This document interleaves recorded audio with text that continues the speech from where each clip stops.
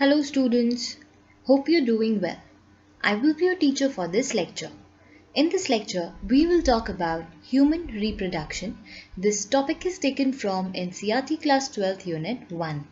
In this lecture, we will specifically talk about menstrual cycle.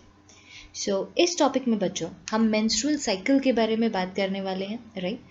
Menstrual cycle हमने ये जो topic लिया है ये ह्यूमन रिप्रोडक्शन से लिया है जो कि NCERT क्लास 12th यूनिट 1 का पार्ट है।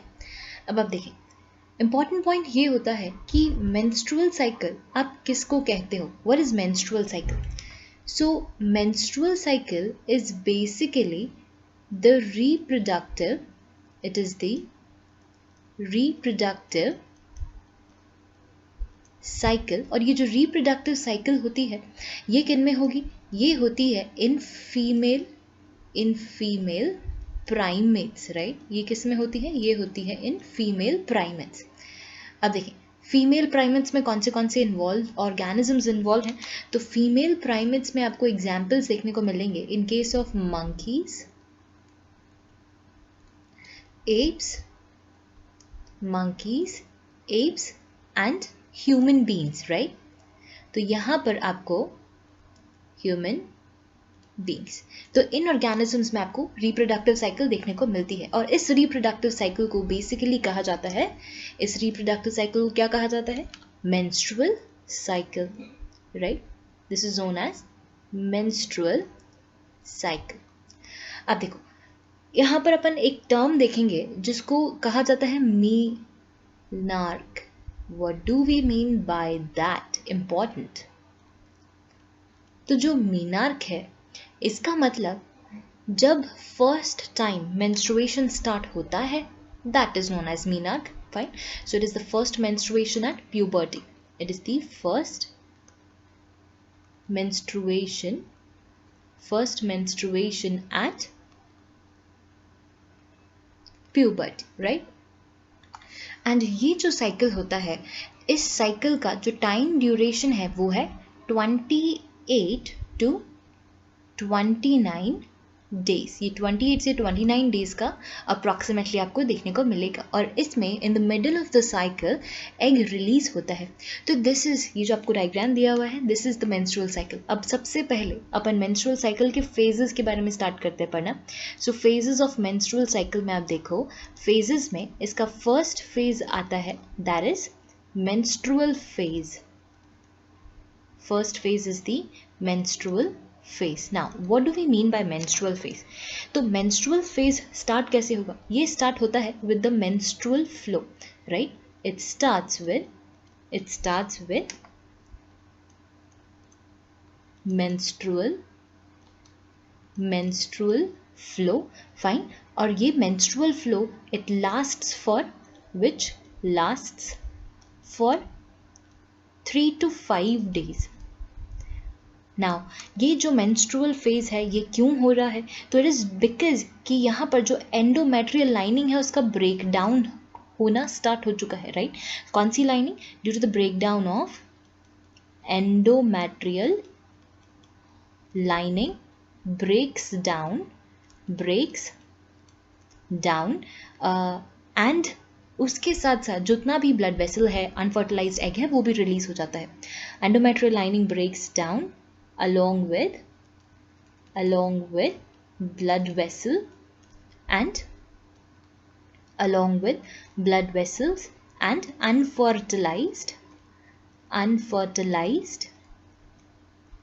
egg और ओवम, ठीक है? तो इसके साथ साथ ये भी बाहर बॉडी से रिलीज हो जाएगा। नेक्स्ट आप देखो, यहाँ पर मेंसेस यानी कि जितना भी एंडोमेट्रियल था एक्स्ट्रा वो सब नीचे रिमूव होना स्टार्ट हो चुका है। अच्छा, एक और पॉइंट है कि अगर no menstrual flow is there, when there is no menstrual या नो मेंस्ट्रुएशन, अगर मेंस्ट्रुएशन एब्सेंट है तो ये क्यों होता है? तो no menstruation is an indicator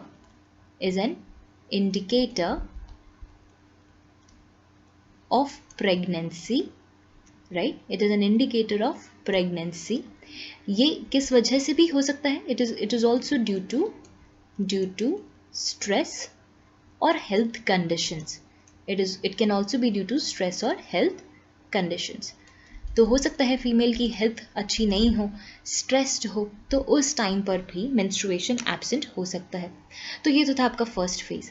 अब सेकंड फेज की अगर आप बात करें तो सेकंड फेज है आपका फॉलिक्यूलर फेज, फॉलिक्यूलर फेज, और इसको आप प्रोलिफरेटिव फेज भी कहते हैं, प्रोलिफरेटिव फेज। तो व्हाट इज प्रोलिफरेटिव फेज? तो प्रोलिफरेटिव फेज में बेसिकली क्या होगा, यहां पर primary follicles grow, what happens over here, primary follicles grow, right, and becomes mature Graafian follicle, क्या बन जाती है, and they become mature Graafian follicle। Next देखें, एंडोमेट्रियल रीजेनरेट्स, एंडोमेट्रियल जो लाइनिंग है रीजेनरेट्स। नेक्स्ट ये रीजेनरेट होगा, क्यों? क्योंकि यहाँ पर प्रोलिफरेशन हो रहा है सेल्स का, राइट? तो it gets regenerated, it gets endometrial regenerated. Next ये क्यों हो रहा है? This is due to pituitary hormones, this is due to pituitary hormones, FSH follicle stimulating hormone, luteinizing hormone, and ovarian hormone, that is estrogen, and ovarian hormone, that is oestrogen. तो इन hormones की वजह से ये सारा process जो है ये चलना स्टार्ट हो चुका है। अब FSH का फंक्शन क्या है? तो FSH क्या कंट्रोल करता है? It controls, FSH controls follicular phase, follicular phase. और ये जो FSH है ये ग्रोथ ऑफ फॉलिकल्स के साथ साथ secretion of oestrogen by Graafian follicles, ये भी कंट्रोल करता है ग्राफियन फॉलिकल्स, ठीक है। And one more point, FSH and LH ये दोनों अपने पीक पर होते हैं, कहाँ पर? On 14th day. Now next phase आता है हमारे पास थर्ड फेज, दैट इज आप इसको ओव्यूलेटरी फेज कह सकते हैं, ओव्यूलेटरी फेज। अब इस ओव्यूलेटरी फेज में आप देखो ड्यू टू LH सर्ज बोले तो जब LH का पीक होता है तो ग्राफियन फॉलिकल, ये जो ग्राफियन फॉलिकल है, ग्राफियन फॉलिकल ये क्या होगी? इट विल रप्चर, और जैसे ही ये रप्चर होती है यहाँ से क्या रिलीज होगा? Egg will be released, egg is released. तो एग रिलीज हो चुका है, यानी कि क्या प्रोसेस हो चुका है यहाँ पर? ओव्यूलेशन हैज हैपेंड, ओव्यूलेशन आपका हो चुका है। तो ये हुआ ओव्यूलेटरी फेज। एंड आपका लास्ट फेज होता है दैट इज ल्यूटियल फेज। कौन सा? Luteal phase.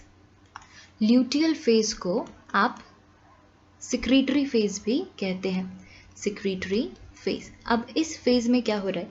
इस फेज में जो ग्राफियन फॉलिकल है, right, ruptured Graafian follicle, this ruptured Graafian follicle किस में कन्वर्ट हो रही है? ये कन्वर्ट हो रही है कॉर्पस ल्यूटियम में, राइट। एंड ये जो कॉर्पस ल्यूटियम है, कॉर्पस ल्यूटियम ये क्या सिक्रीट करता है? कॉर्पस ल्यूटियम सिक्रीट्स प्रोजेस्टेरॉन, ये प्रोजेस्टेरॉन सिक्रीट करेगा, राइट। और ये जो प्रोजेस्टेरॉन है ये किसके लिए रिस्पॉन्सिबल होता है? Progesterone is responsible for the maintenance of the pregnancy. किसके लिए? It is responsible for the maintenance of endometrium. अगर एंडोमैट्रियम मेंटेन है तो प्रेगनेंसी भी मेंटेन रहती है, ठीक है। अगर इसका कॉन्सेंट्रेशन डिक्रीज हुआ तो मिसकैरेज हो जाता है। And during pregnancy, during pregnancy जो मेंस्ट्रुअल साइकिल है, मेंस्ट्रुअल साइकिल क्या हो जाएगी? मेंस्ट्रुअल साइकिल इज स्टॉप्ड, फिर वापस से कंटिन्यू ये हो जाती है. अच्छा, there is one more term and that term is known as menopause. Now what is menopause? तो menopause it is the last menstrual cycle, जिसे आप कहते हो, that is known as the menopause, right? So this is the last menstrual cycle after which menstruation stops. After which menstruation stop, right? तो ये किस में होगा? ये होता है approximately at an age of, it occur at an age of around 50 years. तो ये 50 years की फीमेल्स में आपको देखने को मिलेगा. अब आप डायग्राम देखें, आप देखो यहाँ पर ग्राफियन फॉलिकल डेवलप होती जा रही है.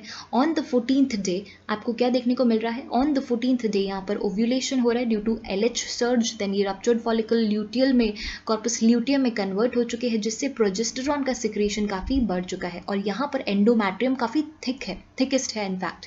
और जैसे जैसे प्रोजेस्टेरॉन का कॉन्सेंट्रेशन कम होते जाता है, क्योंकि फर्टिलाइजेशन नहीं हुआ है, तो कॉर्पस ल्यूटियम डीजनरेट होना स्टार्ट हो चुकी है. और अब ये जब डीजनरेट हो रही है तो इसके साथ साथ एंडोमैट्रियम भी रप्चर होकर के रिलीज हो रहा है. अब फिर यहाँ से मेंस्ट्रुअल साइकिल वापस स्टार्ट हो जाती है. So I hope you understood the explanation. Thank you.